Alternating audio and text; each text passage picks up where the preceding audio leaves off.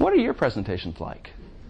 When you give a presentation, do you overload your audience? Do you have too much information that you want to actually share with them? It's very easy to do. And in all honesty, when I came out of college, I was a lousy presenter. I was a really, really bad presenter. And there was all sorts of reasons for that. Do I have a picture here? Oh, I hate this picture. This is actually a real slide that I used to present back in the day, and I apologize for it if anyone is harmed by this. So why was I a bad presenter? Well, you know, it's actually pretty simple. Because in college, it was probably the only place where I got my style for presenting from. And who do we interact with in college? College professors, right? Beginning of class, they show up, they go to the chalkboard, and it was chalkboard back in the day, right? They start writing, they start writing, they start writing, they keep writing until, bam, they hit the other end, poof, class is over, get out of here. All right, I guess that's how you do a presentation. Now, here you go. Everybody ready for a little bit of time travel? So back in the day, when I started giving presentations, we didn't have these here fancy and focus presenters. James, you may not know about this, but once upon a time, we actually produced hard copies, and we'd produce them on vellums. Ooh, there's a word that takes you back, doesn't it? And those were the most prized office resource, because they were really expensive, right? So you could go to the secretary and ask for more of them, but she wasn't going to be happy about you doing that. So what do? Well, you beg, borrow, and steal all the ones you can, and then you cram as much stuff on each one as you possibly can because you don't have a lot of them. So what were my presentations like? First off, they were boring. Secondly, densely packed slides.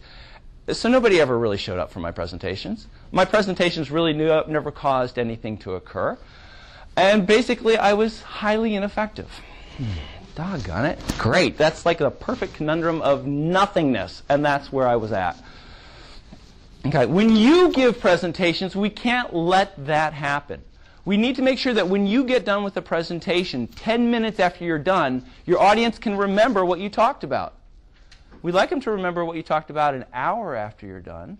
And we'd be even more thrilled if a week later you could go up to somebody who was in the audience that you presented to, and they still knew what you talked about. That sound like a fair deal there? All right, we just got to figure out a way to make it happen. Oh, maybe if you became a better presenter. You think that would do it? Look, we solved our problem. I'm done. Thank you very much. I'm Dr. Jim Anderson. Okay, perhaps we'll have to come up with something else here. Uh-oh. Who are you presenting to? Who's in your audience? This is my daughter. She's currently 13 years old, going on 21, of course. Now, she's probably too young to be in your audience, but is there a possibility that she's closer in age to your audience than you are?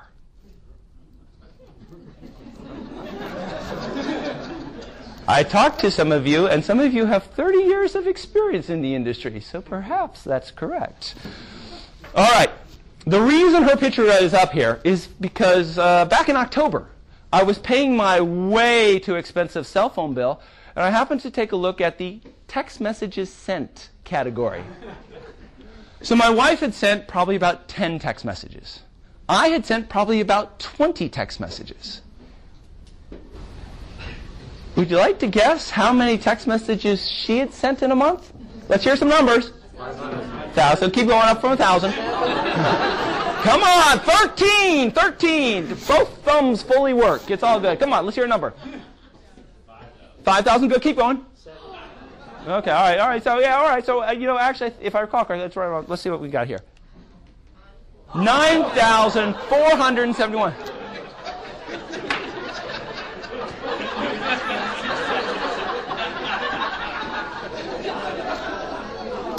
And she doesn't listen to her parents. Apparently, we have to send her text messages. So this gets even more amazing when you think about it. She's a teenager. It means she gets up late. Her school has a policy that you cannot use your phone during school, otherwise they're going to take it away. She comes home, she has homework to do, and I attempt to send her to bed fairly early. Her time period during the day to actually send text messages is relatively small. Little back of the envelope calculations, and she's cranking out a text message every 1 minute and 22 seconds. Okay, these people are in your audience. It means if what you're saying isn't interesting, or if you don't grab their attention, guess what they're doing? They're making up on their 9,471 text messages they have to send this month. Okay, so a presentation is not a report. Let us all repeat that together. A presentation is not a report. Hey, I can't make it to your presentation. Could you just send me the slides? If you can get it off the slides, then I did something wrong, right? Okay? So there is, reports are something we write, and they've got paragraphs and chapters and stuff like that, and we hand it to somebody and they read it, right? But that's not what a presentation is. Okay? A presentation is a dynamic presentation of the material. It's where you have somebody presenting information and they're getting feedback from the audience, and they're potentially adjusting how they change it. How that turns out or what material gets covered, a little bit dynamic. It can change. It can take a different path. You can cover different things. Okay? If you're going to get up here and just read a report to a bunch of folks, give them the report. Don't make them come to the presentation. What you need to start to do in your presentations is you need to start to tell stories. Look at that. Did you see that? Half of you just left the room mentally because I used the S word, stories. I know what you're thinking, Jim, look, man, I can't stand up in front of my company and go, once upon a time. And I'm not asking you to do that. But please understand something. Mankind has been communicating using stories for over 1 million years. Looks like it works. We like stories.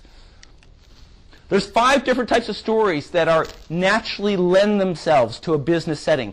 The first one is who I am. We all have a history. We all have a sequence of events that leads us to a presentation. There's a reason that we're there today. Tell that story. Your audience wants to hear it. The next type of story is why I'm here. You're up in front of people. You're actually giving a presentation. Why are you putting up with that? What motivated you to go through that level of effort? Third type is the vision.